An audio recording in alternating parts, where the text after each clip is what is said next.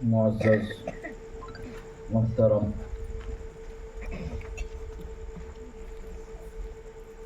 سادات کرام، علماء کرام، حاضرین اسلام، السلام علیکم ورحمۃ اللہ تعالی وبرکاتہ۔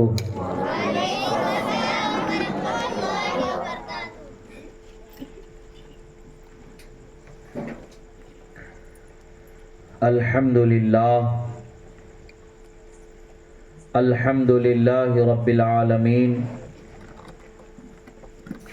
والصلاة والسلام على سید الانبیاء والمرسلین، الذی من قال کنت نبیا وآدم بین الماء والطین، وعلى آلہ الطیبین الطاہرین واصحابہ المرضیین ومن تبعہم بإحسان الی یوم الدین۔ اما بعد فقد قال اللہ تبارک وتعالی فی القرآن المجید والفرقان الحمید، اعوذ باللہ من الشیطان الرجیم، بسم اللہ الرحمن الرحیم۔ لقد من اللہ علی المؤمنین اذ بعث فیہم رسولا، صدق اللہ مولانا العظیم، وصدق رسوله النبی الامین الکریم، ونحن علی ذلک لمن الشاہدین والشاکرین والحمد للہ رب العالمین۔ ایک مرتبہ عقیدت و محبت کے ساتھ درود شریف کا نذرانہ پیش کریں۔ اللہم صلی علی سیدنا نبینا مولانا محمد عدد ما فی علم اللہ، صلاة دائمة بدوام ملک اللہ وعلی آلہ واصحابہ اجمعین۔ ایک مرتبہ اور نبی اور آل نبی پر درود شریف پڑھیں۔ اللہم صلی علی سیدنا نبینا مولانا محمد عدد ما فی علم اللہ، صلاة دائمة بدوام ملک اللہ وعلی آلہ واصحابہ اجمعین۔ اللہ رب العزت کا بے پناہ شکر و احسان کہ اللہ رب العزت نے ہمیں اس کے حبیب صلی اللہ تعالی علیہ وسلم کا سچا چاہنے والا اور ان کا ماننے والا بنا کر پیدا فرمایا۔ ایمان یہ بہت بڑی دولت ہے، اللہ نے ہمیں ایمان والا بنایا۔ ایمان والا ہونے کا مطلب کیا ہے؟ اللہ کے سوا کسی کو خدا نہیں ماننا، اور اللہ کے بھیجے ہوئے رسول محمد الرسول اللہ صلی اللہ علیہ وسلم کا اللہ کا سچا رسول اور اس کے بندے ہونا ماننا، اور اللہ کے جتنے پیغمبروں کو اللہ نے بھیجا تمام پیغمبروں پر ایمان لانا، اور اللہ کی تمام نازل کی ہوئی کتابوں کو اللہ کی کتابیں نازل کی ہوئی ماننا، اور قرآن پر ایمان و عقیدہ رکھنا، قرآن کے طریقے پر چلنا، مرنے کے بعد پھر زندہ ہونے پر ایمان رکھنا، سوال و جواب ہونا، جنت دوزخ کا فیصلہ ہونا، یہ حق ہونا، اس پر ایمان رکھنا، یہ مومن مسلمان کی پہچان ہے۔ الحمدللہ اللہ تعالیٰ نے ہمیں یہ ماننے والا مسلمان بنا کر پیدا فرمایا۔ ساری دنیا کو پیدا کرنے والا وہی رب ذوالجلال ہے، وہی خالق ہے، وہی معبود ہے جس کو ہم خدا کہتے ہیں، جس کو ہم اللہ کہتے ہیں۔ اللہ ہی ہم تمام کا پیدا کرنے والا ہے، اللہ ہی زمین و آسمان کا پیدا کرنے والا ہے، اللہ ہی نے ہماری ہدایت کے لیے اپنے رسولوں کو ہمارے پاس بھیجا۔ ہر زمانے میں رسول آتے رہے، لوگوں کی ہدایت کرتے رہے۔ آخری زمانہ چونکہ ہمارا ہے، اس زمانے میں اللہ تعالیٰ نے آخری نبی محمد عربی صلی اللہ تعالیٰ علیہ وسلم کو بھیجا۔ اب آپ کے آنے کے بعد سے لے کر کے قیامت تک کے جو کچھ زمانہ ہے وہ سب کا سب زمانہ آپ صلی اللہ علیہ وسلم ہی کا زمانہ ہے۔ سرکار دو عالم صلی اللہ تعالیٰ علیہ وسلم اگرچہ 1400 سال پہلے دنیا میں تشریف لائے، مگر آپ کا دنیا میں تشریف لانا ہمارے لیے باعث رحمت ہے، ہمارے لیے باعث نعمت ہے، ہمارے لیے اللہ کی طرف سے انعام ہے، احسان ہے، اکرام ہے، جو اللہ تبارک و تعالیٰ نے ہمیں یہ نعمت عطا فرمائی۔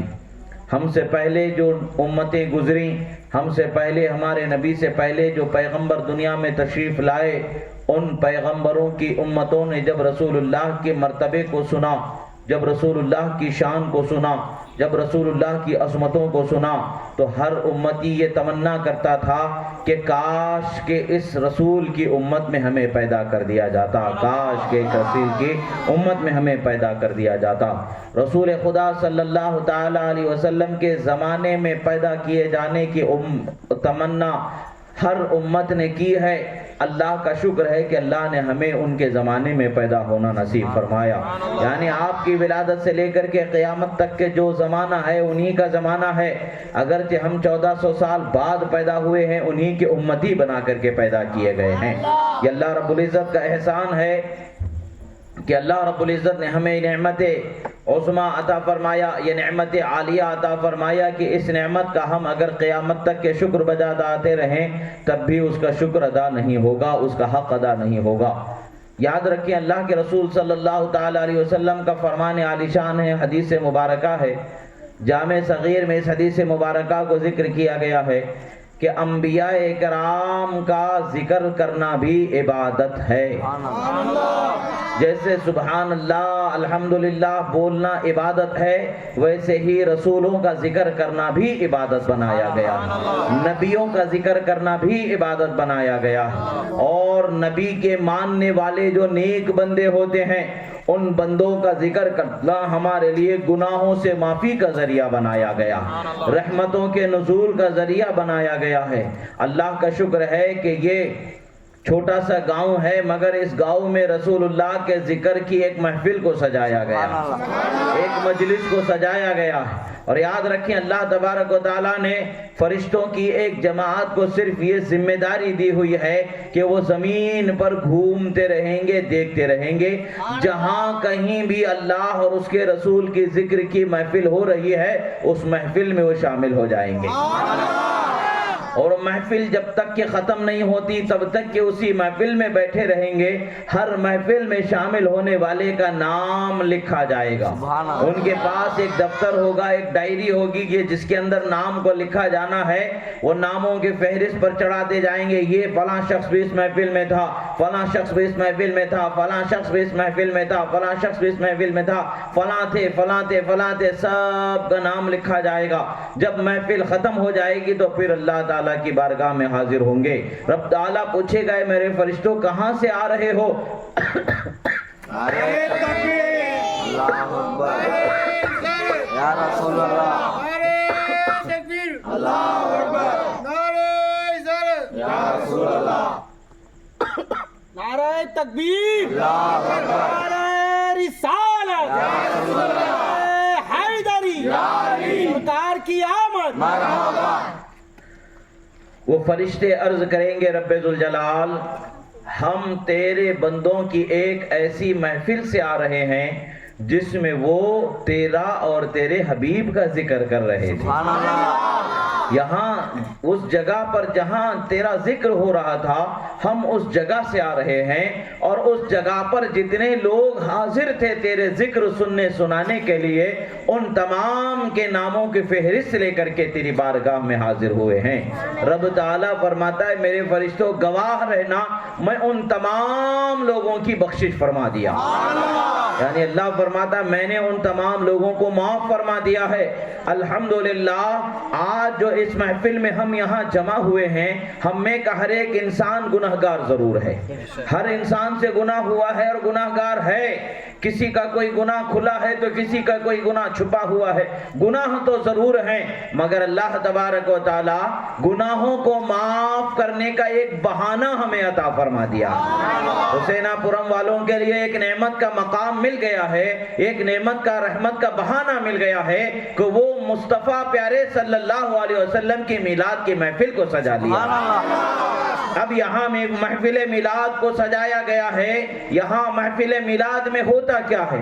اللہ کی تعریف بیان ہوتی ہے, اللہ کا کلام قرآن پڑھا جاتا ہے, رسول اللہ کی حدیث سنائی جاتی ہے, رسول اللہ کی زندگی کے سیرت کے واقعات سنائے جاتے ہیں, رسول اللہ کی شان و عظمت کو بیان کیا جاتا ہے, رسول اللہ کے مقام و مرتبے کو بتایا جاتا ہے. جب بندہ اللہ اور اس کے رسول صلی اللہ تعالی علیہ وسلم کے مقام و مرتبے کو سننے والا ہوتا ہے, ان کی شان و عظمت کو جاننے والا ہوتا ہے, تو اس کا ایمان مضبوط ہو جاتا ہے. وہ مضبوط ایمان والا ہو جاتا ہے, جو کامل ایمان والا ہوتا ہے. جب وہ دنیا سے جا رہا ہوتا ہے, اس کی زبان پر اللہ تبارک و تعالی کلمہ لا الہ الا اللہ محمد رسول اللہ کو جاری فرما دیتا ہے. ایمان کی حالت میں وہ بندہ دنیا سے جاتا ہے, اور جو بندہ ایمان کی حالت میں دنیا سے جاتا ہے, قبر میں جب اس کو سوال جواب ہونے کا وقت آتا ہے, فرشتے جب قبر میں آتے ہیں, فرشتے مردے کو اٹھا کے پوچھتے ہیں, اے مردے بتا تیرا دین کیا تھا, اور تیرا مذہب کیا تھا, تیرا رب کون ہے, اور تو اس نبی صلی اللہ علیہ وسلم کو وہاں حاضر کیا جائے گا, اور سرکار کے بارے میں پوچھا جائے گا, تم ان کے بارے میں دنیا میں کیا کہتے تھے. ایمان والا کہے گا میرا دین اسلام ہے, میرا رب اللہ ہے, اور یہ اللہ کے سچے رسول ہیں, یہ اللہ کے محبوب ہیں, یہ اللہ کے بندے ہیں. جب بندہ یہ جواب دے دے گا, فرشتے کہیں گے نم کنومت العروس, سو جا جیسے دلہن اپنے بستر پر آرام سے سو جاتی ہے. رسول اللہ صلی اللہ تعالی علیہ وسلم کی امتیوں کو یہ نعمت ہے کہ جنت کا بچھونا عطا کر دیا جاتا ہے. جنتی بچھونے پر سونا میسر ہو جاتا ہے, اور جنت کی کھڑکی کو کھول دیا جاتا ہے. قیامت تک کے چین و سکون کی زندگی ہے. نہ قبر میں عذاب والے بچھو چھوڑے جائیں گے, نہ قبر میں عذاب والے سانپوں کو چھوڑا جائے گا, نہ قبر میں عذاب والے کیڑوں کو چھوڑا جائے گا, نہ زمین کو دبانے کا حکم دیا جائے گا, نہ گرز مارنے والے فرشتوں کو چھوڑا جائے گا, نہ سر پھاڑنے والے فرشتوں کو چھوڑا جائے گا, نہ سر کو زمین میں دھسانے والے فرشتوں کو چھوڑا جائے گا. کچھ نہیں ہوگا, وہ چین سے سکون سے قیامت تک کے سوتا رہے گا. جب قیامت کے دن اٹھایا جائے گا تو اسے اللہ تعالیٰ مومن نیک بندوں کے ساتھ اس کا حشر فرمائے گا, اور مومن نیک بندوں پر ابر سایہ کیا ہوگا. ابر کے سائے تلے, آسمان پر ایک ابر ہوگا جس کا سایہ ہوگا, اس کے سائے تلے وہ بندے زندگی حشر کی گزاریں گے. جس وقت پر حساب و کتاب شروع ہوگا, اس وقت پر رسول اللہ کی شفاعت میسر آ جائے گی. آسانی کے ساتھ جنت میں داخل ہونا انہیں نصیب ہو جائے گا. یہ ساری نعمتیں کب ہیں؟ جب ایمان سلامت ہے. ایمان کی سلامتی کے لیے ہمیں اللہ اور اس کے رسول کی شان کو سمجھنا ضروری ہے, اللہ اور اس کے رسول کے مقام کو سمجھنا ضروری ہے, اللہ اور اس کے رسول کی عظمتوں کو سمجھنا ضروری ہے. اللہ کسے کہتے ہیں یہ جاننا ضروری ہے, رسول کسے کہتے ہیں یہ جاننا ضروری ہے. عزیزان محترم, اللہ وہی ذات ہے جو ماں کے پیٹ میں ایک پانی کے قطرے سے ایک انسان کے وجود کو جاری فرما دیتا ہے, پھر دنیا میں ایک انسان کا وجود ہوتا ہے. اللہ وہی ہے جو بے جانوں کو جان عطا فرمانے والا ہے. اللہ وہی ہے جو زمین کا پیدا کرنے والا ہے, آسمان کا پیدا کرنے والا ہے, سورج کا پیدا کرنے والا ہے, چاند کا پیدا کرنے والا ہے, زمین و زمان کو, ہر چیز کو پیدا کرنے والا رب ذوالجلال ہے. اللہ نے ہی انسانوں کو پیدا فرمایا. اب انسانوں کو پیدا فرما دیا تو انسانوں کے پیدا کرنے کا مقصد کیا ہے؟ وَمَا خَلَقْتُ الْجِنَّ وَالْإِنسَ إِلَّا لِيَعْبُدُونَ. اللہ نے فرمایا انسان اور جن کو پیدا کرنے کا مقصد یہ ہے کہ وہ اللہ کی عبادت کرنے والے ہو جائیں, اللہ کی وحدانیت کا اقرار کرنے والے ہو جائیں, اللہ کو ایک ماننے والے ہو جائیں, اور اللہ کے دین کو ماننے والے ہو جائیں. اللہ جسے پیغمبر بنایا اسے پیغمبر ماننے والے ہو جائیں, اللہ کے احکام پر چلنے والے ہو جائیں. اسی لیے انسان کو پیدا فرمایا گیا. اب انسانوں میں پھر شیطان بسا ہوا ہے. جب آدم علیہ السلام کو پیدا کیا گیا, آدم علیہ السلام کی تعظیم کرنے کا حکم ہوا تو شیطان نے نہیں مانا. شیطان نے کہا میں نہیں تعظیم کرنے والا ہوں, میں ان کا ادب نہیں کرنے والا ہوں. اللہ نے اسے جنت سے نکال دیا اور فرما دیا قیامت تک کہ تجھ پر میری لعنت برستی رہے گی, قیامت تک کہ تجھ پر میری لعنت ہی لعنت برستی رہے گی, اور تیرا کوئی ٹھکانہ ہی نہیں ہوگا. تیرا ٹھکانہ یہی ہوگا, آخری کار جہنم ہی میں تجھے جلایا جائے گا, اور جہنم کا سب سے بھیانک عذاب تجھ پر اتارا جائے گا. شیطان نے کیا کہا کہ میں اکیلا جہنم میں نہیں جاؤں گا, میں اکیلا جہنم میں نہیں جاؤں گا، سارے لوگوں کو، سارے انسانوں کو بہکاؤں گا، بھٹکاؤں گا، سیدھے راستے سے ہٹاؤں گا اور انہیں بھی جہنم میں لے جاؤں گا۔ یہ شیطان کا بہکاوا ہے، تو شیطان کے بہکاوے سے لوگ سیدھے راستے سے ہٹ جاتے ہیں۔ اللہ تعالیٰ نے ان کی ہدایت کے لیے پیغمبروں کا انتخاب فرمایا۔ اللہ نے لوگوں کی ہدایت کے لیے پیغمبروں کو بھیجا، آدم علیہ السلام کو بھیجا، اسماعیل شیس علیہ السلام کو بھیجا، نوح علیہ السلام کو بھیجا، ادریس علیہ السلام کو بھیجا، ہود علیہ السلام کو بھیجا، شعیب علیہ السلام کو بھیجا، یعقوب علیہ السلام کو بھیجا، موسیٰ علیہ السلام کو بھیجا، ہارون علیہ السلام کو بھیجا، حضرت اسماعیل علیہ السلام، حضرت اسحاق علیہ السلام اور حضرت یحییٰ، حضرت زکریا، حضرت عیسیٰ علی نبینا وعلیہ السلام اور ہمارے نبی محمد عربی کو دنیا میں بھیجا۔ اور ہر آنے والے نبی کو اللہ تعالیٰ یہ بتاتا رہا کہ اے میرے نبی، آپ کی امت کو بتا دو کہ میں میرے آخری نبی محمد عربی کو بھیجنے والا ہوں۔ یعنی پتہ چلتا ہے کہ میلاد منانا آج سے چلا نہیں آ رہا ہے، بلکہ وہ آدم علیہ السلام کے زمانے سے ہی میلاد مناتے آ رہے ہیں۔ رسول اللہ کے پیدا کیے جانے کا، رسول اللہ کی آمد کا، رسول اللہ کے بھیجے جانے کا ذکر کب سے ہو رہا ہے؟ حضرت آدم علیہ السلام کے زمانے سے ہی ہو رہا ہے۔ آج حضرت آدم علیہ السلام کی اولاد جو پوری دنیا میں پھیلی ہوئی ہے، انسان جو پھیلے ہوئے ہیں، ابو البشر جو حضرت آدم علی نبینا وعلیہ السلام ہیں، ان کے زمانے سے ہی یہ بشارتیں دی جاتی رہی ہیں کہ محمد عربی آنے والے ہیں، محمد عربی کی آمد ہونے والی ہے، آخری نبی کی آمد ہونے والی ہے، خاتم النبیین کی آمد ہونے والی ہے اور رسول اللہ کی آمد ہونے والی ہے۔ ہر نبی نے جتنا زمانہ ان کو اللہ تعالیٰ نے زندگی کا دیا، انہوں نے اللہ کے دین کی دعوت دی، اور اس دعوت کا ایک حصہ یہ بھی تھا کہ رسول اللہ کی آمد کا بیان کیا جاتا۔ حضرت نوح علیہ نبینا علیہ السلام کی عمر تقریباً 900 سے 1100 سال تک کی عمر تھی۔ آپ کی کتنے سو سال کی عمر تھی؟ 900 سے 1100 سال تک کی عمر تھی۔ 900 سے 1100 سال تک کے وہ لوگوں کو ہدایت کی طرف بلاتے رہے، بلاتے رہے، بلاتے رہے، بلاتے رہے، اور لوگوں کو بتاتے رہے، سمجھاتے رہے، اللہ کی وحدانیت کی طرف بلاتے رہے، اللہ کا ایک ہونے والا عقیدہ انہیں دیتے رہے۔ مگر شیطان کا غلبہ لوگوں پر اس قدر حاوی تھا، شیطان کا بہکاوا، شیطان کا دھوکہ ان کی نظروں میں بسا ہوا تھا۔ وہ راہ مستقیم سے، دین حق سے ہٹے ہوئے دوسرے راستے کی طرف جانے والے ہو گئے تھے۔ مگر ہدایت والے کچھ نہ کچھ تو تھے، جو ہدایت والے تھے ان کو بتایا جا رہا تھا جان لو آخری نبی محمد عربی آنے والے ہیں۔ اور یہ وعدہ لیا جاتا رہا، یہ وعدہ لیا جاتا رہا ہر ایک سے، اگر تم ان کا زمانہ پالو گے تو تمہیں ان پر ایمان لانا ہے اور ان کے مددگار ہو کر کے زندگی گزارنا ہے۔ اللہ اکبر، نعرہ تکبیر، اللہ اکبر، نعرہ رسالت، یا رسول اللہ، نعرہ رسالت، یا رسول اللہ۔ حضرت نوح علیہ السلام کی کشتی کو بنایا گیا۔ نوح علیہ السلام کی کشتی کنارے پر لگی تو نوح علیہ السلام کی پشت میں حضرت محمد عربی کا نور منتقل جلوہ فرمایا۔ نور محمدی ہی کا یہ ہر زمانے میں ایسا شاہکار و معجزہ رہا کہ ہر زمانے کی بلندی، ہر زمانے کی رفعتیں، ہر زمانے کی اونچائیاں، ہر زمانے کی خیر و خوبی کو اللہ تعالیٰ نے ان کے نور کے صدقے میں جاری و ساری فرمایا۔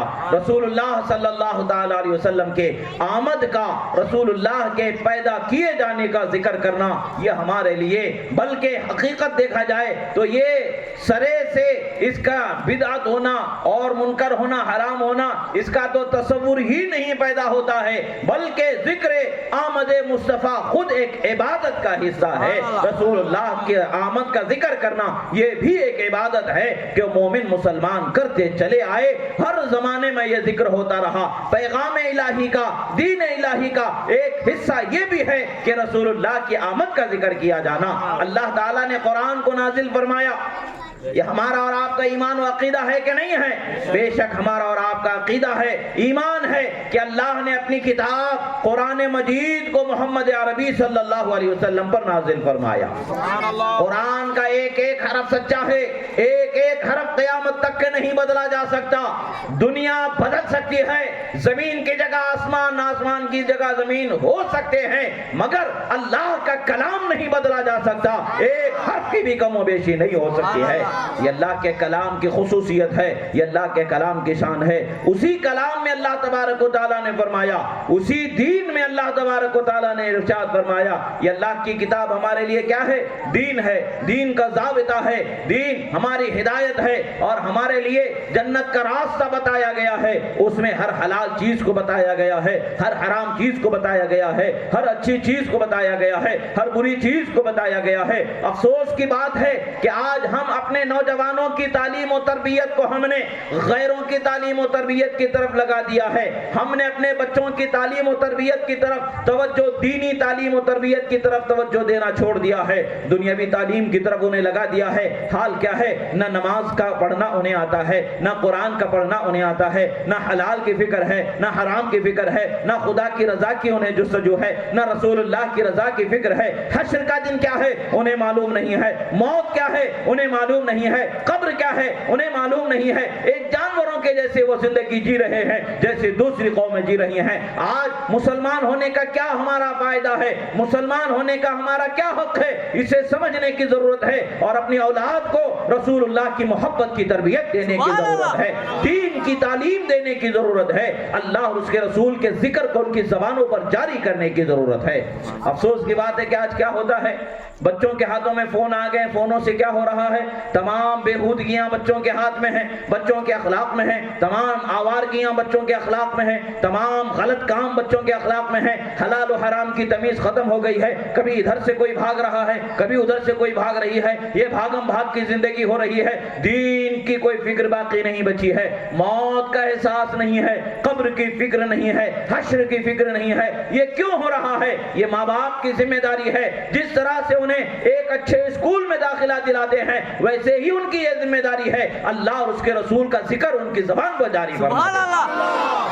ماں باپ کی ذمہ داری ہے کہ اپنے بچوں کو رسول اللہ کی محبت سکھائیں، رسول اللہ کی اہل بیت کی محبت سکھائیں، قرآن کی تعلیم سکھائیں، حلال کیا ہے انہیں بتائیں، حرام کیا ہے انہیں بتائیں، گناہ کیا ہے انہیں بتائیں، ثواب کیا ہے انہیں بتائیں۔ اگر نہیں بتا سکتے ہیں، بتانے والوں کے پاس لے جانا ان کی ذمہ داری ہے، مسجد کے امام کے پاس لے جائیں، انہیں سمجھائیں، بتائیں، اپنی اولاد کو چھوڑیں، وہ دین کی تعلیم آپ کے بچوں کو دیں گے۔ وہ دین کی تعلیم سے آپ کے بچے جب لبریز ہو جائیں گے، بہرور ہو جائیں گے، تو کبھی ماں باپ اپنے بچوں کی بدسلوکی سے پریشان نہیں ہوں گے، کبھی بیوی اپنے شوہر کی شراب کے پینے کی عادت سے پریشان نہیں ہوگی، کبھی اولاد بڑھاپے میں ماں باپ کو اولاد جو بڑھاپے میں تکلیف دیتی ہے، کبھی ماں باپ بڑھاپے میں اولاد کی تکلیف سے، اولاد کی ایذا سے، اولاد کی بدسلوکی سے پریشان نہیں ہوگی۔ بچپن میں جب انہیں سکھایا جانا تھا، اس وقت پر اگر رسول اللہ کی محبت سکھا دیتے، اللہ کی محبت سکھا دیتے، اللہ والوں کی محبت سکھا دیتے، تو وہ بچے زندگی اللہ والوں کے طریقے پر گزارنے والے ہوتے، تو انہیں شراب سے بھی دوری ہوتی، زنا سے بھی دوری ہوتی، جوا سے بھی دوری ہوتی، ہر عیب سے دوری ہوتی، وہ نمازوں کے پابند ہوتے، خیر خیرات کرنے والے ہوتے، لوگوں کی غلطیوں کو معاف کرنے والے ہوتے، درگزر کرنے والے ہوتے، ماں باپ کے لیے اپنی جان نچھاور کرنے والے ہوتے، بیوی بچوں کے حقوق ادا کرنے میں آگے بڑھنے والے ہوتے، بھائی بہن کے رشتہ داری کے حقوق ادا کرنے میں دل کھول کے خرچ کرنے والے ہوتے۔ یہ کب ہوتے؟ جب بچپن ہی میں انہیں دین کی تعلیم دے دی جاتی۔ یہ ذمہ داری ہے، ہر ماں باپ کی ذمہ داری ہے کہ اپنے بچوں کو سلیقہ سکھائیں، اپنے بچوں کو تعلیم دیں، اپنے بچوں کو ادب سکھائیں، اپنے بچوں کو محبت سکھائیں، بےہودہ پنا نہ سکھائیں، آوارگی نہ سکھائیں، رسول اللہ صلی اللہ تعالی علیہ وسلم کی محبت سکھائیں، رسول اللہ صلی اللہ تعالی علیہ وسلم کی چاہت سکھائیں۔ جب رسول اللہ صلی اللہ تعالی علیہ وسلم کی چاہت نہیں سکھائی جائے گی تو ان کے اخلاق کیسے ہوں گے؟ انہیں کوئی فرق نہیں پڑنے والا ہوگا۔ اے بچوں، کیا کر رہے تم لوگ ادھر؟ کیوں اس طریقے سے پریشان ہو رہے ہو؟ چین سے بیٹھ کے سنو نا، باتیں کرنا ہے گھر میں بیٹھ کے باتیں کرو۔ یہ محفل کیا ہے؟ اللہ کے رسول کے ذکر کرنے والی محفل ہے۔ کس کا ذکر ہو رہا ہے؟ تمہارے پیدا کرنے والے خالق رب ذوالجلال کا ذکر ہو رہا، رسول اللہ کا ذکر ہو رہا، اللہ کے محبوب کا ذکر ہو رہا۔ یہ ذکر سننا ہی عبادت ہے، یہ ذکر کرنا ہی عبادت ہے، یہ ذکر کا صدقہ ہے، یہ ذکر کی برکت ہے کہ گاؤں میں محلے میں رحمتوں کا برکتوں کا نزول ہو جاتا ہے۔ اللہ کے محبوب بندوں نے اولیاء نے فرمایا ہے، امام ابن حجر مکی علیہ رحمت و رضوان ارشاد فرماتے ہیں، جس گاؤں میں کسی گاؤں میں یا محفل مجلس میں یا محلے میں یا مسجد میں یا گھر میں محفل میلاد کو سجایا جاتا ہے، اللہ تعالیٰ پورے سال تک اس گاؤں میں رحمتوں کو نازل فرماتا ہے، برکتوں کو نازل فرما دیتا ہے۔ آج ہمارے پاس یہ بے وقوفی کی حرکتیں کی زندگی کیوں ہو رہی ہے؟ اس لیے کہ ہم نے جمعہ میں مسجد میں جانا چھوڑ دیا ہے، مسجد میں بیان سننا چھوڑ دیا ہے، دین کو سیکھنا چھوڑ دیا ہے، موبائل کو سیکھ کر کے بےہودہ پنا اور بے حیائی کو سیکھنا شروع کر لیا ہے۔ گناہ کی طرف نہ جائیں تو کدھر جائیں؟ موت تو یقینی ہے کہ نہیں ہے؟ ایک نہ ایک دن موت آنا ضروری ہے۔ آپ سے پہلے بھی کتنے مر گئے ہوں گے، آپ کے آنکھوں کے سامنے کتنے مر گئے ہوں گے اور کتنے مر رہے ہوں گے۔ موت کو تو نہیں بلایا جا سکتا۔ یہ ایک ایسی اٹل حقیقت ہے کہ ہر انسان، خدا کو ماننے والا بھی اس کو مانتا ہے، نہ ماننے والا بھی اسے مانتا ہے کہ موت ہے۔ موت کا خالق رب ذوالجلال ہے۔ موت دینا، زندگی دینا، یہ اللہ کے اختیار میں ہے۔ اللہ جسے چاہتا ہے موت دیتا ہے، اللہ جسے چاہتا ہے زندگی عطا فرما دیتا ہے۔ یہ زندگی ملی ہے تو خدا کی نعمت ہے۔ اس زندگی کو گناہوں میں نہ گنواریں، گناہوں میں نہ گزاریں، اللہ کی عبادت میں گزاریں۔ یہ محفل میلاد سے ہمیں سیکھنے کی ضرورت ہے کہ ہمیں نیکیوں کی طرف بڑھنے کی ضرورت ہے۔ شراب کو چھوڑ دینا ہے، زنا کو چھوڑ دینا ہے، حرام بازی کو چھوڑ دینا ہے، جوے کو چھوڑ دینا ہے، یہ ہر گناہ کو چھوڑ دینا ہے۔ اگر ہم گناہ کے راستے پر چلیں گے تو کیا فائدے کی زندگی ہے؟ نیکی پر چلنے والے کو اللہ تعالیٰ کی بارگاہ میں نعمتیں ملتی ہیں۔ اب اگر رسول اللہ کی سچی محبت ہے، رسول اللہ کے سچے طریقے پر چلنے والے ہوں گے، رسول اللہ کے سچے راستے پر چلنے والے ہوں گے، ان کے لیے رسول اللہ کی بارگاہ سے کتنی نعمتیں ملتی ہیں، کیسی کیسی نعمتیں ملتی ہیں، کیسی کیسی عظمتیں ملتی ہیں۔ رسول اللہ صلی اللہ تعالیٰ علیہ وسلم کی سیرت کو دیکھیں گے تو سمجھ میں آئے گا۔ ایک مرتبہ رسول اللہ صلی اللہ تعالیٰ علیہ وسلم مقام صحابہ پر آرام فرما رہے تھے۔ آپ حضرت مولا علی شیر خدا رضی اللہ تعالیٰ عنہ کے گود میں سر رکھ کر کے لیٹے ہوئے تھے۔ اسی وقت پر جبرائیل امین حاضر ہو گئے، وحی خدا نازل ہونے لگی، اللہ کی وحی نازل ہوتی رہی۔ ادھر حضرت مولا علی کے گود میں رسول اللہ لیٹے ہوئے ہیں، ادھر عصر کی نماز کا وقت جاتا نظر آ رہا۔ دھیرے دھیرے دھیرے دھیرے دھیرے ہوا یہ کہ عصر کی نماز کا وقت ختم ہو گیا۔ حضرت مولا علی کی آنکھ سے آنسو نکل گئے، آنسو کا قطرہ رسول اللہ کی رخسار مبارکہ پر پڑ گیا۔ رسول اللہ صلی اللہ تعالیٰ علیہ وسلم جاگ گئے اور فرمایا کہ علی کیا بات ہے، کیوں پریشان ہو؟ حضرت مولا علی نے عرض کیا، یا رسول اللہ عصر کی نماز قضا ہو گئی ہے، عصر کی نماز چھوٹ گئی ہے۔ یعنی عصر کی نماز کا جو وقت تھا، جس وقت میں نماز کا پڑھنا فرض تھا، میں اس وقت میں نماز ادا نہیں کر سکا۔ کیوں نہیں ادا کر سکا؟ یا رسول اللہ آپ میری گود میں آرام فرما تھے، میں نہیں چاہتا تھا کہ آپ کو تکلیف دے کر کے عبادت کے لیے کھڑا ہو جاؤں۔ اللہ کے رسول صلی اللہ تعالیٰ علیہ وسلم نے ہاتھ اٹھا کر کے دعا فرمایا، اے اللہ علی تیرے اور تیرے رسول کی اطاعت میں تھا۔ سبحان اللہ۔ اے اللہ علی تیرے اور تیرے رسول کی اطاعت میں ہے، اگر یہ سچا تیرے اور تیرے رسول کی اطاعت میں تھا تو ڈوبے ہوئے سورج کو واپس پلٹا دے اور اسے نماز ادا کرنے کا موقع عطا فرما دے۔ اللہ اکبر، نعرہ تکبیر، اللہ اکبر، نعرہ رسالت، یا رسول اللہ، نعرہ رسالت، یا رسول اللہ، سرکار کی آمد، مرحبا، سرکار کی آمد، مرحبا۔ کوئی مثل ید اللہ دیکھا نہیں، ڈوبا سورج کسی نے پھیرا نہیں۔ سبحان اللہ۔ اللہ کے رسول صلی اللہ تعالیٰ علیہ وسلم کی ذات مبارکہ کو اللہ نے سراپا معجزہ بنایا تھا۔ سورج ڈوب جانے کے بعد پھر دوسرے دن صبح ہی طلوع ہوتا، دوسرے دن صبح ہی طلوع ہوتا، اس سے پہلے طلوع نہیں ہوتا۔ ایک مرتبہ ڈوب جائے تو پھر طلوع نہیں ہوتا۔ اور آپ کو بتائیں کہ سورج کو طلوع اور غروب کرنے والے جو فرشتے ہوتے ہیں وہ خاص قسم کے فرشتے ہوتے ہیں، جو 70,000 فرشتوں کی جماعت ہے جو سورج کو کھینچتے ہیں طلوع کرتے ہیں پھر ڈبانے کے لیے کھینچتے ہیں، غروب کر دیتے. 70,000 فرشتوں کی جماعت ہے جو اسے ترانے، ڈبانے، طلوع کرنے، غروب کرنے کی ذمہ داری پر مامور ہے. یہ آسانی سے ڈوبنے والا نہیں ہے. زمین سے کئی ہزار گنا بڑا، کئی لاکھ گنا بڑا وہ سورج ہے. زمین اس کے سامنے ایک چھوٹا سا ستارے کے مانند ہے.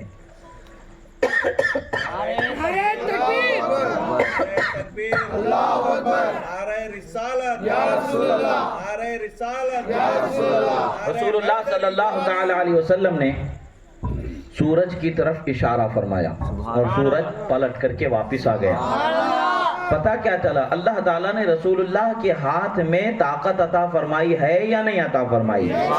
بے شک عطا فرمائی. طاقت ہے تبھی تو سورج واپس آیا. طاقت ہے تبھی تو سورج طلوع ہو گیا، پھر واپس پلٹ کر کے آ گیا. اسی مقام پر آ گیا جس مقام پر عصر کا وقت ہوتا. سبحان اللہ. حضرت مولا علی نے وضو کیا، عصر کی نماز ادا فرمائی، پھر سورج کو اشارہ فرمایا، سورج غروب ہو گیا. یعنی گویا کہ دنیا دیکھ رہی ہے، بتایا جا رہا ہے سورج اور چاند کا طلوع و غروب ہونا ایک پیمانہ مقرر ہے، ایک اس کا ضابطہ مقرر ہے. وہ اسی اعتبار سے اس کا چکر پورا کرتا ہے، اسی اعتبار سے طلوع و غروب ہونا، دن کا اور رات کا ہونا متعین ہے. مگر اللہ خالق ہے اور اللہ کے رسول اس کے محبوب ہیں. اگر اللہ چاہے اور اللہ کا محبوب چاہے تو سورج اپنی چال بدل دے گا، رسول اللہ کے اشاروں پر ناچتا نظر آئے گا. پلٹ کر کے سورج آ گیا اور بتا دیا کہ میں تو غلام رسول خدا. وہ اشارہ فرما دیں تو طلوع ہو جاؤں، وہ اشارہ فرما دے تو غروب ہو جاؤں. میری طاقت ان کے اشاروں پر موقوف ہے، وہ جیسا فرمائیں ویسا ہو جائے. اور جیسے ہی پھر ایک مرتبہ ایسا ایک اور مرتبہ کا واقعہ ہوا. اللہ کے رسول صلی اللہ تعالی علیہ وسلم جب معراج سے واپس آئے تو رسول اللہ صلی اللہ تعالی علیہ وسلم جب واپس مکہ شریف پہنچے اور لوگوں کو معراج کے واقعات بتانے لگے تو لوگوں کو پتا تھا کہ ایک قافلہ ملک شام سے واپس آ رہا ہے، ملک شام سے نکل چکا ہے اور ملک شام سے واپس آ رہا ہے. رسول اللہ صلی اللہ تعالی علیہ وسلم سے اس قافلے کے بارے میں لوگوں نے پوچھا. اچھا آپ نے جب سفر کیا ہے تو آپ کو اس قافلے کے بارے میں بھی تو پتا ہوگا کہ وہ سار راستے میں وہ آ رہا ہے، وہ قافلے کو بھی آپ نے دیکھا ہوگا. رسول اللہ صلی اللہ علیہ وسلم نے فرمایا کہ ہاں میں نے اس قافلے کو دیکھا ہے، وہ پہنچنے والا. اب لوگوں نے کہا کہ کب پہنچے گا، کس وقت پر پہنچے گا وہ بتا دیں. رسول اللہ صلی اللہ علیہ وسلم نے فرمایا کہ فلاں دن شام تک کے وہ قافلہ یہاں پہنچ جائے گا، یعنی دن رہتے وہ قافلہ پہنچ جائے گا. اب سب لوگ انتظار کرنے لگے. وہ دن آ گیا، سورج اپنے مقام سے ڈوبتی کی طرف پلٹتا چلا گیا، ڈوبنے کے قریب پہنچتا گیا، ہوتا گیا، قافلہ آ ہی نہیں رہا. لوگ دیکھ رہے ہیں کہ بھئی سرکار کو جھٹلانے کا کوئی موقع مل جائے معاذ اللہ. وہ کیسے ہو سکتا ہے؟ دنیا میں ان سے زیادہ کسی کو سچا خدا نے پیدا ہی نہیں فرمایا. ان سے زیادہ سچ بولنے والا کوئی دنیا میں آیا ہی نہیں ہے. ایسے سچے نبی کی بات جھوٹی کیسے ہو سکتی ہے جبکہ رسول اللہ کے فرمان کو اللہ تعالیٰ نے فرمایا وما ينطق عن الهوى ان هو الا وحی یوحى، اور میرا محبوب اپنی زبان سے کچھ نہیں کہتا، وہ وہی کہتا ہے جو اس پر وحی کو اتارا جاتا.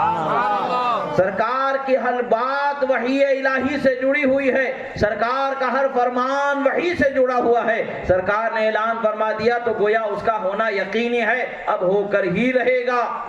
مگر یہ ایمان والوں کا عقیدہ ہے.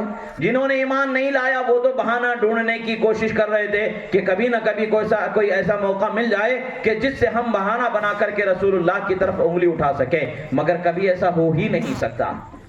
ساری دنیا نے مل کر کے اس زمانے میں بھی کوششیں کر لی اور آج بھی کوششیں کی جا رہی ہیں اور آخر قیامت تک کے کوششیں ہوتی رہیں گی، مگر مصطفیٰ صلی اللہ تعالی علیہ وسلم کے نہ کردار پر انگشت نمائی ہو سکتی ہے، نہ اخلاق پر ہو سکتی ہے، نہ آپ کے اقوال پر ہو سکتی ہے، نہ آپ کے دین پر ہو سکتی ہے، نہ آپ کے مذہب پر ہو سکتی ہے. یعنی اللہ نے آپ کو اور آپ سے جو دین بھیجا ہے اس دین ہی کو دنیا کے لیے نجات کا ذریعہ بنایا ہے. جو اس کو مانے گا وہی نجات پائے گا، جو اس سے ہٹے گا وہ برباد ہو جائے گا. رسول اللہ صلی اللہ تعالی علیہ وسلم کی بارگاہ میں صحابہ آئے، عرض کرے پریشان ہوئے یا رسول اللہ آپ سورج غروب ہونے کے قریب ہی ہے. سرکار نے اشارہ فرمایا ٹھہر جا، سرکار نے اشارہ فرمایا ٹھہر جا. اب سورج کی کیا ہمت کے ڈوب جائے, سورج کی کیا ہمت کے ڈوب جائے. دیکھا جائے طاقت سفر کے اعتبار سے تو انہیں 1-2 گھنٹے کا فاصلہ اور باقی تھا, اتنی دیر میں تو سورج ڈوب جاتا تھا. مگر سورج بھی چلتا ہے تو رسول اللہ کے اشاروں پر چلتا ہے. سورج کا طلوع و غروب ہونا بھی رسول اللہ کے اشاروں پر ہے. پتہ کیا چلتا ہے, اللہ کے رسول صلی اللہ تعالی علیہ وسلم کو اللہ نے دنیا کے حدود ہی میں نہیں بلکہ آسمانوں میں بھی حکومت عطا فرمائی ہے. ادھر چاہیں اپنے حکم کو نافذ کر دے, کائنات میں کوئی رسول اللہ کے حکم کو ٹالنے والا پیدا ہی نہیں کیا گیا. اللہ اکبر. رسالت یا رسول اللہ. سرکار کی آمد, مرحبا. دلدار کی آمد, مرحبا. نعرہ غوث. یا غوث. رسول اللہ صلی اللہ تعالی علیہ وسلم نے اشارہ فرما دیا, سورج ٹھہر گیا. اور وہ قافلہ جب آ گیا تو رسول اللہ صلی اللہ علیہ وسلم نے بتا دیا تھا پہلے ہی کہ قافلے کے کیا اوصاف ہیں, قافلے میں اونٹ ہیں, کس پر اونٹوں پر کیا سامان لدا ہوا ہے, یہ ساری تفصیلات سرکار نے پہلے ہی بیان کر دی تھی اس قافلے کی. وہ ساری تفصیلات کو جب لوگوں نے ایک کر کے مشاہدہ کر لیا, سب کی زبانیں خاموش ہو گئی. مومن جھوم کر کے کہنے لگے اشہد انک رسول اللہ, اشہد انک رسول اللہ. اے اللہ کے رسول, ہم گواہی دیتے ہیں کہ آپ اللہ کے سچے رسول ہیں, آپ اللہ کے سچے رسول ہیں صلی اللہ علیہ وآلہ وصحبہ وسلم. عزیزان محترم, غیب کی خبر دے دینا یہ رسول اللہ کی شان ہے. کل کیا ہونے والا ہے بتا دینا رسول اللہ کی شان ہے, کل کیا ہو چکا وہ بتا دینا رسول اللہ کی شان. اس لیے کہ اللہ نے نبیوں کو غیب کا علم عطا فرمانا ہے. اللہ قرآن میں فرماتا ہے کہ نبیوں کو غیب کا علم عطا کیا جاتا ہے, اور نبی غیب کی خبر ہی دینے والے ہوتے ہیں. نبی کہتے ہی غیب کی خبر دینے والے کو ہیں. اب ایک مرتبہ معاملہ یہ ہوا, رسول اللہ صلی اللہ تعالی علیہ وسلم ایک جگہ کسی جنگ میں تشریف لے گئے تھے. رسول اللہ صلی اللہ تعالی علیہ وسلم کے لشکر میں پانی کی کمی ہو گئی, پانی بالکل ختم ہو گیا, پانی نظر نہیں آ رہا ہے. سرکار صلی اللہ تعالی علیہ وسلم نے حضرت عمران بن حسین اور حضرت مولا علی رضی اللہ تعالی عنہما سے فرمایا ادھر آؤ.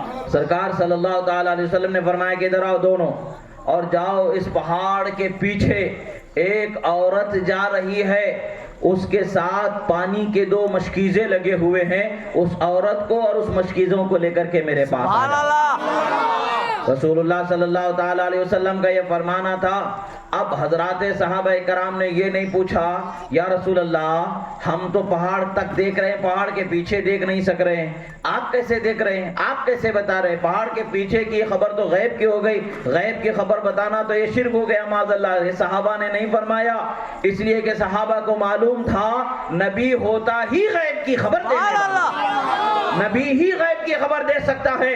اور اللہ تعالیٰ اگر فضل فرما دے, اللہ کے ولیوں پر کبھی کوئی واقعے کو ظاہر فرما دیتا ہے کشف کے ذریعے, اسی نبی کے صدقے میں تو ان کو کوئی چیز کا پتہ چل جاتا ہے تو بتا دیتے ہیں. نور الہی سے, نور مصطفیٰ کے صدقے میں کچھ چیزوں کو ان کے نگاہوں کے سامنے کھول دیا جاتا ہے. تو یہ ولی کی کرامت ہوتی ہے, مگر ہر ولی کی کرامت نبی کا معجزہ ہی ہوتی ہے. یعنی وہ ولی کا دیکھنا بھی نبی کے صدقے ہی میں دیکھنا مانا جائے گا, اور وہ معجزہ حقیقت میں نبی کا ہوگی. اور اسی طریقے سے معجزہ رسول اللہ کے سچائی اور آپ کی حقانیت کی دلیل ہوتے ہیں. معجزے جو ہوتے ہیں اللہ کے پیغمبروں کی حقانیت کی دلیل ہوتے ہیں. رسول اللہ صلی اللہ علیہ وسلم نے فرمایا جاؤ اس پہاڑ کے پیچھے گڑیا جا رہی ہے, اور اس کے پاس پانی کے 2 مشکیزیں بھرے ہوئے ہیں, اس کو لے کر کے آ جاؤ, اور گڑیا کو بھی لے کر کے آنا. یہ بخاری شریف کی حدیث ہے. ادھر ادھر سے سنانے والی باتیں نہیں, بہت مضبوط باتیں ہوتی ہیں.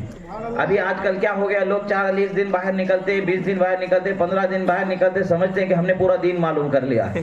40 دن میں دین سمجھ میں آ جانا ہوتا تو پھر رسول اللہ صلی اللہ علیہ وسلم پر 23 سال تک قرآن کیوں اترتا رہا, پھر سرکار کی 40 سالہ زندگی لوگوں کے سامنے نمونہ درس کیوں بنی رہی, پھر اس کے بعد میں 1400 سال ہوئے یہ دین ہم تک پہنچتے ہوئے, اور ہزاروں کتابیں لکھی گئی ہیں قرآن اور سنت کی تفسیر میں, ہزاروں حدیث کی کتابیں موجود ہیں.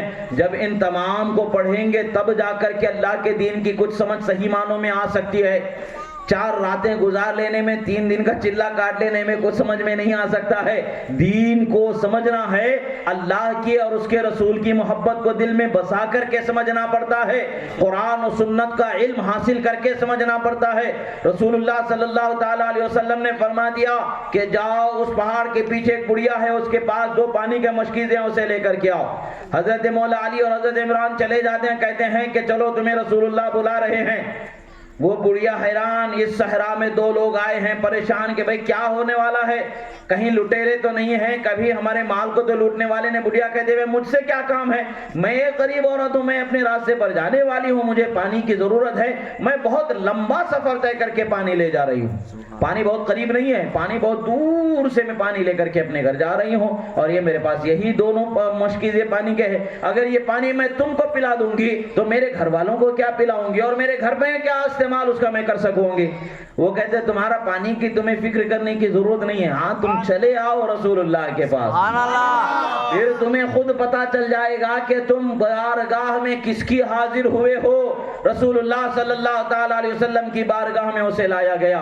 دیکھتے ہیں ہزاروں کی تعداد میں لشکر ہے, ہزاروں کی تعداد میں لشکر ہے, اور سرکار صلی اللہ تعالیٰ علیہ وسلم صحابہ سے کہتے ہیں پانی کا کچھ برتن لے کر آؤ جس میں پانی جمع کیا جاتا ہے. سرکار صلی اللہ تعالیٰ علیہ وسلم نے اس کے مشکیزے کے منہ کو کھولا اور اس کے منہ پر اپنا ہاتھ لگا دیا, اور تھوڑا سا پانی جو ہاتھ کے سرکار کے انگلیوں کو لگنا ہی کیا تھا کہ مشکیزے سے پانی ابل کر کے برتن میں گرنا چاہیے.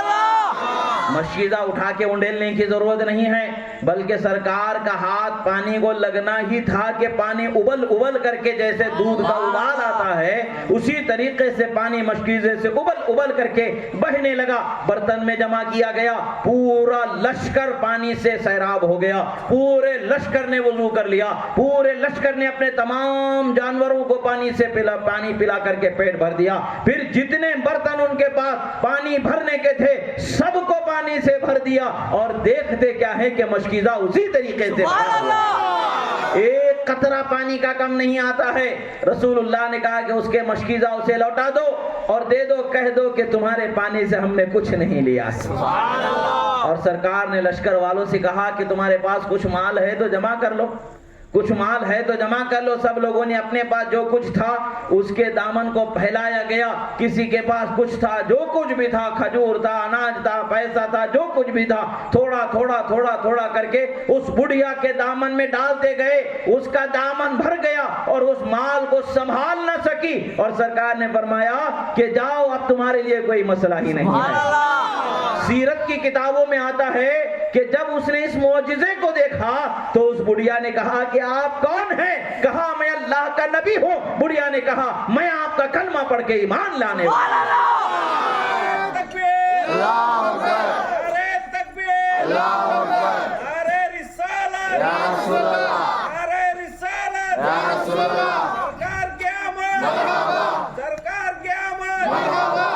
رسول اللہ صلی اللہ تعالی علیہ وسلم کا یہ معجزہ دیکھا گیا. دیکھیں کہ پانی مشکیزے میں ہے, وہ پانی پورے لشکر کو پلایا نہیں جا سکتا. رسول اللہ صلی اللہ تعالی علیہ وسلم کا ہاتھ لگنا تھا کہ وہ پانی بہہ گیا, وہ پانی بڑھ گیا. یہ نعمت ہے کہ نہیں ہے؟ یہ رحمت ہے کہ نہیں ہے؟ یہ شان و عظمت ہے کہ نہیں ہے؟ یہ کسے حاصل ہے؟ یہ اللہ کے پیغمبر کو حاصل ہے. ان نعمتیں بانٹنے والے پیغمبر کا ذکر کرنے کے لیے ہم یہاں جمع ہوئے.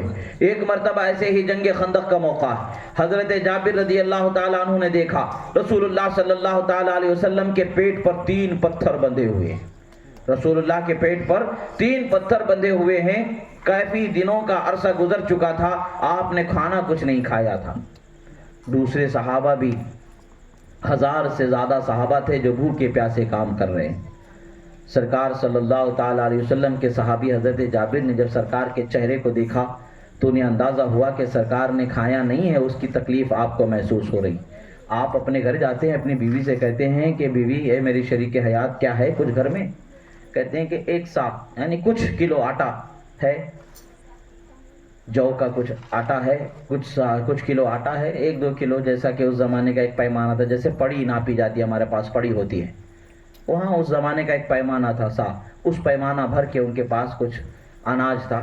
जौ जिसे कहते हैं गेहूं की तरह होता है, जिसको पीस करके रोटी बनाई जाती है, वो आटा था उसका, और एक बकरी का छोटा सा बच्चा जिसे मादा कहते हैं, पाठ हमारे पास जिसे बोलते हैं, बकरी की एक छोटी सी पाठ उसकी थी, जिसको छोटा सा था, भी चंद महीनों ही का था। अब सरकार के वो जलील कद्र आशिक सादिक साहबी हजरत जाबिर ने कहा कि इस आटे की रोटियां बना लेते, आटा गूंद लो। बकरी के बच्चे को उसके ज़िबा कर दिया, उसका गोश्त बनाने के लिए दे दिया, कहा कि मैं जाकर के सरकार को बुला लाता हूँ। सुभान अल्लाह। उनके एतबार से 5 लोगों के खाने लायक वो खाना था। बकरी के उस पाट का गोश्त और वो रोटी, आटा जो था उसका आटा, ये सब मिला करके 5 लोग खाना खा सकते हैं। आप सोचें कि कितना बड़ा बकरी का वो बच्चा होगा। 5 लोग मिलकर के जो खा सके वो 2-3 किलो का, यानी कुछ ही महीने का। बकरी सब आप लोग जानते हैं, बकरियों के आप लोग भी चूंकि ज़िराअत करने वाले हैं, खेत खलियान से ताल्लुक़ रखने वाले हैं, बकरियों से ताल्लुक़ रखने वाले, आपको भी पता है कितना छोटा बच्चा होता है, 1.5-2 किलो का हो सकता है, बहुत से ज़्यादा। अब रोटी और गोश्त मिलाकर के 5 लोग खा सकते, उससे ज़्यादा नहीं खा सकते थे। तो वो जाते अर्ज करते, या रसूल अल्लाह, आप और आपके साथ 4 और लोगों को लेकर के तशरीफ लाएं, उतना ही मेरे घर में खाना है, मैं आपकी दावत करना चाहता हूँ। एक रिवायत में आता है कि सरकार पूछते हैं कि मैं अकेला, और ये जितने हैं वो सब। हजरत जाबिर खामोश हो जाते हैं। सरकार से फिर अर्ज करते, या रसूल अल्लाह तशरीफ लाएं। सरकार फरमाते, ये सब, ये जो 1000 का मजमा है, ये क्या करेगा? आखिरकार सरकार के इख्तियार पर उन्होंने मामला छोड़ दिया, या रसूल अल्लाह, आपकी जैसी मर्जी है आप फरमाएं, आप तशरीफ लाएं बस हमारे घर पर। सरकार ने फरमाया कि मेरे साहबा चलो, जाबिर के घर में खाने की दावत है हम तमाम की। 3 दिन से परेशान हो रहे हैं, गड्ढा खोदते हुए, खंदक खोदते हुए, भूखे प्यासे हैं। अब खाने की दावत है, मतलब सब लोग खुशी खुशी रसूलुल्लाह के साथ आगे बढ़ रहे हैं। हजरत जाबिर आगे जाते हैं और कहते हैं अपनी बीवी से कि रसूलुल्लाह पूरे लश्कर के साथ तशरीफ ला रहे हैं। बीवी ने कहा कि आपने दावत दी पूरे लश्कर को, या रसूलुल्लाह खुद लेकर के आ रहे हैं? वो कहते हैं मैं कहाँ दावत देने वाला हूँ, वो तो सरकार की मर्जी है जो खुद लेकर के सबको आ रहे हैं। बीवी ने कहा परेशान मत हो, रसूलुल्लाह खूब जानते हैं हमारा क्या हाल है, हमारी क्या ताकत है।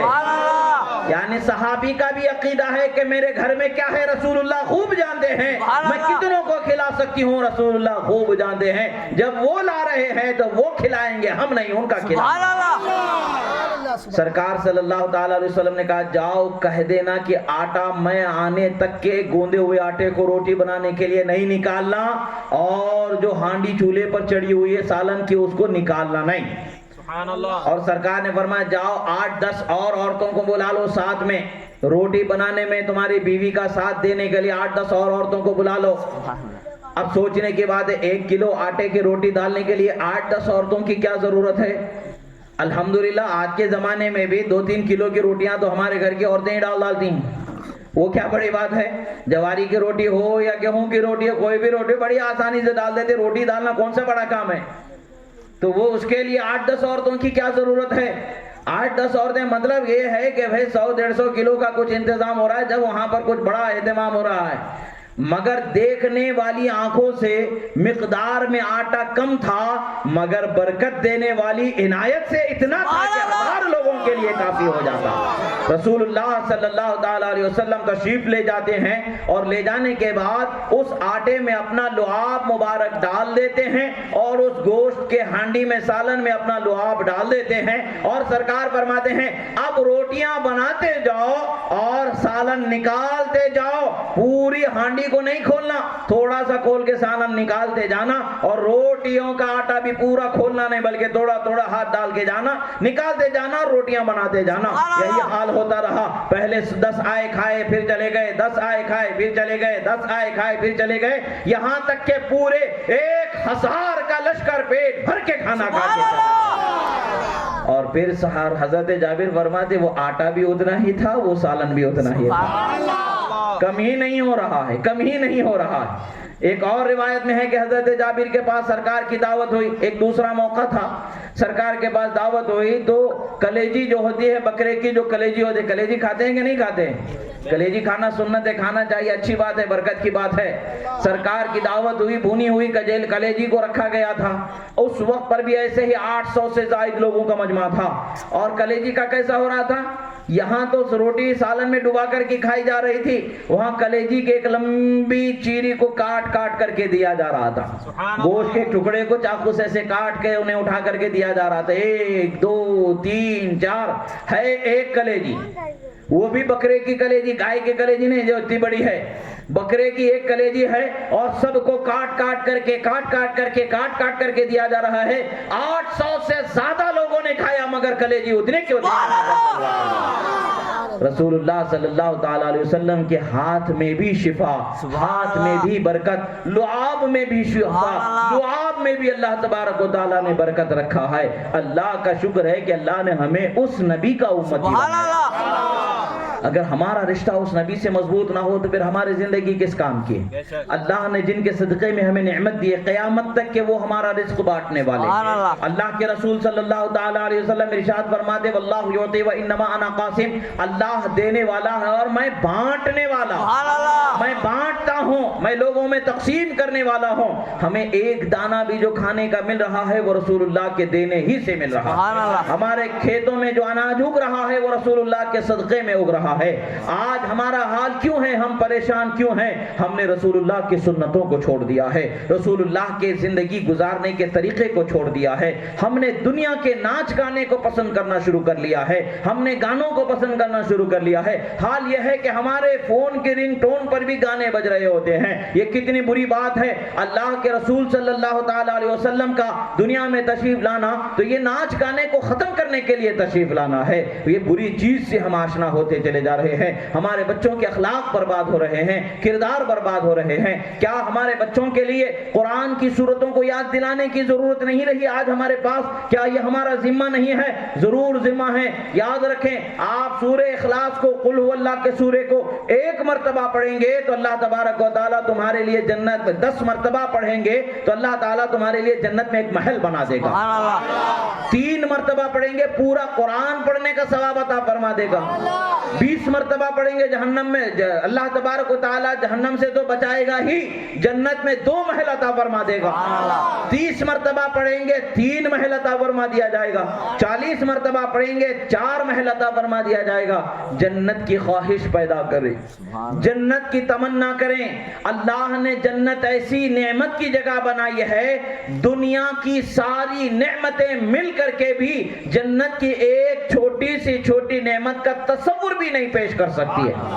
اللہ تعالیٰ نے ایسی نعمت کی جگہ بنائی ہے، وہ جگہ کس کے لیے ہے؟ مومن کے لیے ہے۔ مومن جنت میں ہوگا، ارادہ کرے گا فلاں چیز چاہیے تو فوراً اس کے سامنے حاضر ہو جائے گی، فلاں وہ چاہے گا کہ وہ اس پرندے کا بھنا ہوا گوشت کھاؤں تو وہ پرندہ فوراً گرے گا، کٹ جائے گا، ذبح ہو جائے گا، پھر اس کے صفائی ہو جائے گی، پھر بھونا جائے گا اور اس کے سامنے فوراً پیش کر دیا جائے گا۔ جب آپ پیٹ بھر کے کھا لیں گے پھر اس کی ہڈیوں کو رکھ دیں گے، وہ پرندہ بھر بھر اڑتا چلا جائے گا۔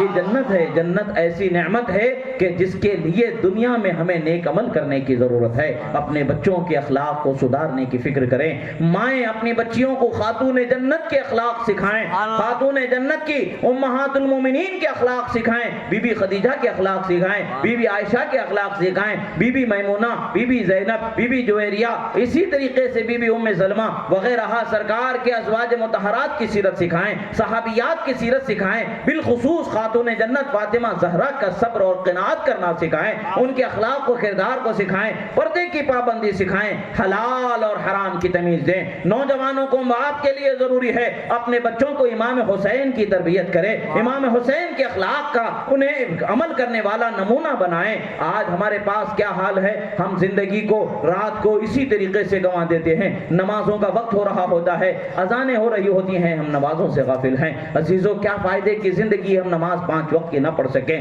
جانتے ہیں ایک مرتبہ کبھی اگر نماز کو چھوڑ دیا جاتا ہے، اللہ نے چاہا تو کروڑ برس تک کے جہنم میں جلا سکتا ہے، کروڑ برس تک کے جہنم میں سزا دے سکتا ہے، مگر اللہ تعالیٰ کی بارگاہ میں سچی توبہ کر کے بندہ چھوٹی ہوئی نمازوں کو قضا کر لیتا ہے، اللہ معاف فرما دے گا۔ ہمیں 5 وقت کی نمازیں ادا کرنا ہے، رمضان کے روزے رکھنا ہے، مالداروں کو زکوٰۃ فرض ہو جاتی ہے، انہیں زکوٰۃ دینا ہے، غریبوں کا حق ہے غریبوں کو دینا ہے، ہمارے لیے زکوٰۃ نکالنا فرض ہے، ان کے لیے زکوٰۃ ان کا حق ہے، ان کو دیا جانا ہے۔ اسی طریقے سے مالدار ہے، حج کو جانا چاہیے، اچھے اخلاق ہونے چاہیے، زبان اچھے ہونے چاہیے، پڑوسی پڑوسی کے حقوق کا خیال کرنا چاہیے، آس پاس کے گھروں کو ستایا نہیں جانا چاہیے، تکلیف نہیں دینا چاہیے، اور کھیل کود تماشے میں زندگی کو برباد نہیں کرنا چاہیے۔ یہ اسلام کا عام پیغام ہے جو آپ حضرات تک پہنچانے کی کوششیں کی گئی ہے۔ عزیزو، نمازوں کی پابندی کریں اور اپنے اخلاق و کردار کو سنوارنے کی کوشش کریں، رسول اللہ کی محبت میں جینے کی کوشش کریں، درود پڑھنے کی عادت بنائیں۔ جب بھی درود پڑھیں گے، آپ 1 مرتبہ درود پڑھیں گے، اللہ آپ پر 10 مرتبہ رحمتوں کو نازل فرمائے گا۔ درود یہ ایسی عبادت ہے یقیناً قبول ہوتی ہے، ضرور قبول ہوتی ہے۔ گھروں میں برکت نہیں ہے، گھر کی بڑی بوڑھی عورتیں سب مل کر کے، گھر کے بچوں کو، نوجوانوں کو سب مل کر کے ایک دسترخوان بچھاؤ، درود پڑھنے کی عادت بناؤ۔ 100 مرتبہ، 500 مرتبہ، 200 مرتبہ، 300 مرتبہ، 1000 مرتبہ، جتنا ہو سکے اتنا پڑھنے کی عادت بناؤ۔ پھر دیکھو آپ کے گھروں میں کیسی رحمتیں نازل ہوتی ہیں، برکتیں کیسی نازل ہوتی ہیں، عزتیں کیسی نازل ہوتی ہیں۔ رسول اللہ کی محبت میں جینا، رسول اللہ کی محبت میں مرنا، یہ ہمارا مقصد ہے۔ گناہوں سے بچنا یہ ہمارا فرض ہے۔ نیکیوں پر، عبادتوں پر قائم رہنا، پابند ہونا یہ ہمارا فرض ہے جو اللہ نے ہم پر فرض فرمایا ہے۔ اور اللہ کے فضل سے اسلام کے ماننے والے، مسلمان کے ماننے والے، امن کی، مسلمان جو ہیں اسلام کے ماننے والے، امن کی، سلامتی کی، چین کی زندگی کا ایک نمونہ ہوتے ہیں۔ وہ دوسروں کو تکلیف دینے والے نہیں ہوتے ہیں، وہ تکلیفوں کو دور کرنے والے ہوتے ہیں، ایک سکون کی زندگی کا سلیقہ دینے والے ہوتے ہیں، کامیاب زندگی کا طریقہ بتانے والے ہوتے ہیں۔ ہمیں دنیا کی تعلیم حاصل کرنا منع نہیں ہے، مگر دین کا شعور بھی رکھنا ضروری ہے۔ کون سی چیز حلال ہے یہ جان کر کے عمل کرنا ہم پر فرض ہے، جو حرام ہے اس سے ہمیں چھوڑ دینا اس کو، اور اس سے دور ہو جانا یہ ہم پر فرض کیا گیا ہے۔ لہذا آپ حضرات کوشش کریں کہ جتنا ہو سکے اتنا دین کی سچی تعلیم کو حاصل کرنے اور اپنے بچوں کو اس تعلیم سے آباد کرنے کی، ان کے اخلاق کو سنوارنے کی کوشش کریں۔ اللہ رب العزت کی بارگاہ میں دعا ہے جو کہا گیا سنا گیا، کہنے میں سننے میں جو غلطی ہوئی اللہ تعالیٰ اسے معاف فرمائے، جو حق و صحیح کہا گیا، جو درست کہا گیا اللہ تعالیٰ اسے قبول فرمائے اور ہمارے لیے رحمت اور برکت کا سبب بنائے۔ پروردگار ہم گناہگار ہیں، مولا ہمارے گناہوں کو معاف فرما، ہم خطاکار ہیں، مولا ہماری خطاؤں کو معاف فرما، مولا ہمیں گناہوں سے بچنے کی توفیق عطا فرما، مولا ہمیں نیکیوں پر پابند رہنے کی توفیق عطا فرما، مولا ہمیں بری بات سے، بری بول سے، برے کرنے سے، برے سوچنے سے، برا سمجھنے سے محفوظ فرما، نیکیوں پر عمل کرنے کی توفیق عطا فرما، حرام کام سے بچنے کی توفیق عطا فرما، شراب سے، چوری سے، جوا سے، زنا سے، حرام بازی سے، جوے سے، سٹے سے، ہر قسم کے گناہ سے ہماری حفاظت فرما، مولا ہمیں حلال زندگی عطا فرما، نیک زندگی عطا فرما، جو بے حال ہیں، جو پریشان حال ہیں مولا ان کی پریشانیوں سے انہیں نجات عطا فرما، جو بیمار ہیں انہیں شفاء کاملہ واجلہ عطا فرما، جو قرض دار بار قرض سے سبکدوشی عطا فرما، جن کے گھروں میں جوان بیٹے بیٹیاں بھائی بہن غیر شادی شدہ ہیں ان کے شادیوں کے اسباب مہیا فرما، ان کا بہتر و تابندہ مستقبل فرما، تمام مومنین مومنات کے رشتے ازواج میں رحمت، برکت، نعمت، عنایت، خوشی و شادابی عطا فرما، مولا جو بے اولاد ہیں صاحب اولاد فرما، جن کی اولاد ہے انہیں نیک بااخلاق با کردار فرما، مولا اس علاقے کو، اس محلے کو، اس گاؤں کو بلاؤں سے محفوظ فرما لے، وباؤں سے محفوظ فرما لے، بیماریوں سے محفوظ فرما لے، گھروں میں شیطانی اثرات سے محفوظ فرما لے، زندگیوں کے شیطانی اثرات سے محفوظ فرما لے، مولا جانوں پر جو شیطانی اثرات ہے اس سے حفاظت عطا فرما، مولا چین و سکون کی خوشی کی زندگی عطا فرما۔ اقول قولی ھذا استغفر اللہ لی ولکم ولسائر المؤمنین وما علینا الا البلاغ المبین برحمتک یا ارحم الراحمین والحمد للہ رب العالمین۔